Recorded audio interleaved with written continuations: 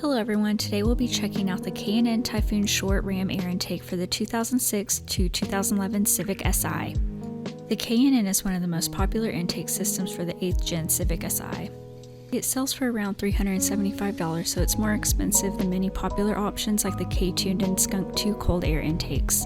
Unfortunately, most cold air systems for the 8th gen require battery relocation, which increases the time and difficulty of the install. Thankfully, the K&N is very easy and quick to install, with detailed instructions and all required parts included in the box. The main downside of the K&N is shared with all other short ram intakes. The location of the air filter near the exhaust header causes heat soak and can actually reduce horsepower compared to the stock intake system. However, if your main objective is a highly aggressive induction note and loud VTEC crossover, the K&N will not disappoint.